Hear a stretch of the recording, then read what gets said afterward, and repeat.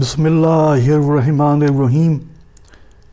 अज़ीज़ान ग्रामी, इस साल लॉकडाउन में जहाँ और मसाइल हमारे सामने आए हैं, वहाँ एक आम मसला नमाज ईद उल फित्र का भी है। लोग तज़ब्ज़ुब का शिकार हैं, बहुत से लोग, कि वो नमाज ईद उल फित्र कैसे पढ़ें, जबकि लॉकडाउन की वजह से मस्जिदों में पढ़ने की इजाज़त नहीं है और जो जामा मस्जिद है या ईदगाह है वहाँ भी पढ़ने की इजाज़त नहीं है और हमको उनको फॉलो करना है। ज़ाहिर है कि नमाज ईद उल फित्र ग़ैबत इमाम में मुस्तहब है, सुन्नत है, लेकिन जान का बचाना और दूसरों की जान को ख़तरे में ना डालना ये वाजिब है, ये हमारा दीनी फरीज़ा है। लिहाजा इस्लामी शरीयत ने और फ़िक़्ह जाफ़री ने बहुत ही आसान कर दिया है हर मसले को। तो वही मैं आपके सामने पेश करना चाहता हूँ कि नमाज ईद उल फित्र जो है वो मुस्तहब है और ये नमाज जो है ये हम बेहतर तो ये है कि जमात के साथ पढ़ें, लेकिन अगर जमात किसी वजह से ना हो सके या हम शरीक ना हो सकें तो फिर हमको हुक्म है कि हम फुरादा भी ये नमाज़ पढ़ सकते हैं।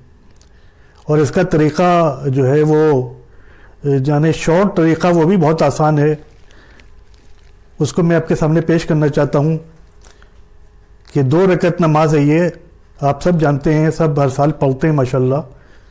तो पहली रकत में आम तौर पर सूरह अलहम के बाद सूरह आला पढ़ा जाता है और दूसरी रकत में सूरह अलहम के बाद सूरह शम्स पढ़ा जाता है।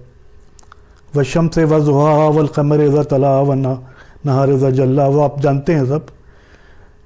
तो अब अगर हमको ये सूरे नहीं आते हैं तो हम क्या करें?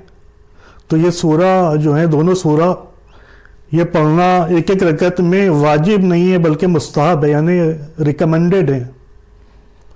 तो अगर हमको ये सूरे नहीं आते, सूरा शम्स नहीं आता, सूरह आला नहीं आता, तो फिर हम कोई भी सूरा पढ़ सकते हैं। सूरह इन्ना अंज़लना पढ़ सकते हैं, सूरह कुल हुवल्लाह पढ़ सकते हैं, सूरह इन्ना आतेना पढ़ सकते हैं, कोई भी सूरा जो हमको याद है वो हम पढ़ सकते हैं।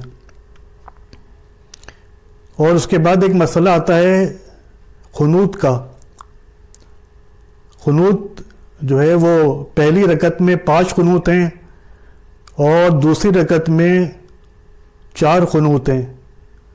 और आम तौर पर जो हम नमाज ईद उल फित्र में खुनूत पढ़ते हैं ये थोड़ा यानी लंबी खुनूत होता है, लंबा होता है। अल्लाहुम्मा अहलल किब्रिया वल अज़मत व अहलल जुद वल अफ़्व व अहल रहमा वल अफ़्व व अहल तक़वा व मग़फ़िरा, आप सब जानते हैं।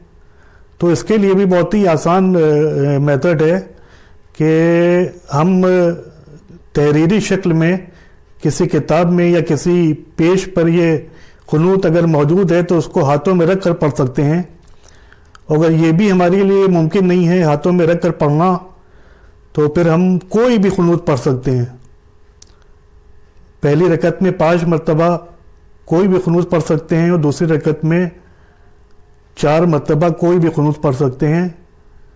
और इसकी भी इजाज़त है कि हम सलवात और दुरूद पढ़ लें खुनूत के बजाय, दुआए खुनूत के बजाय अल्लाहुम्मा सल्लि अला मुहम्मदिन व आले मुहम्मद, इसकी भी इजाज़त है। तो आपने देखा कि कोई मसला नहीं है। पहली रकत में सूरह आला के बदले कोई भी सूरा पढ़ सकते हैं, दूसरी रकत में सूरह अलहम के बाद सूरह शम्स के बदले कोई भी सूरा पढ़ सकते हैं।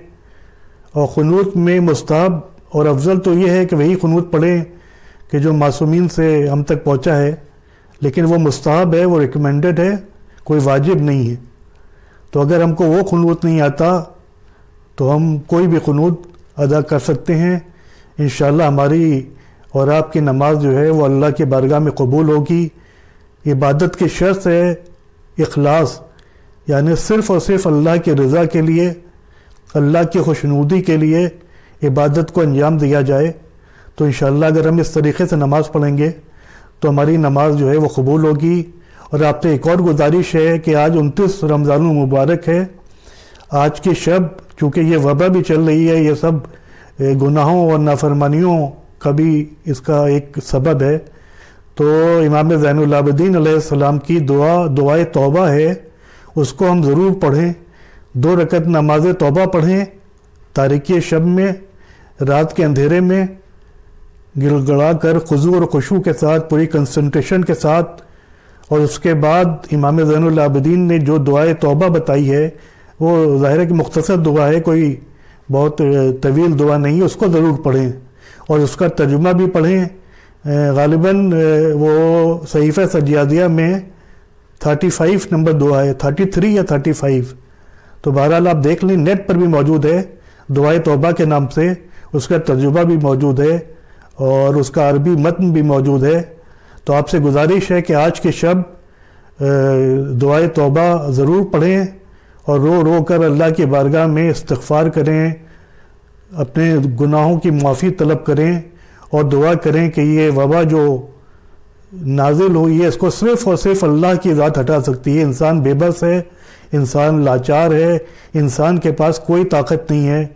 جو طاقت ہے وہ صرف اللہ کے پاس ہے، کیونکہ وہ اللہ کل شیء قدیر ہے. انشاءاللہ یہ وبا ختم ہو تو پھر سالہ انشاءاللہ آئندہ ہم لوگ اسی طریقے سے نماز عید الفطر پڑھیں گے، مسجدوں میں جا کر، جامع مسجد میں جا کر، عیدگاہ میں جا کر جس طریقے سے پڑھتے تھے. وآخر دعوانا ان الحمد للہ رب العالمین.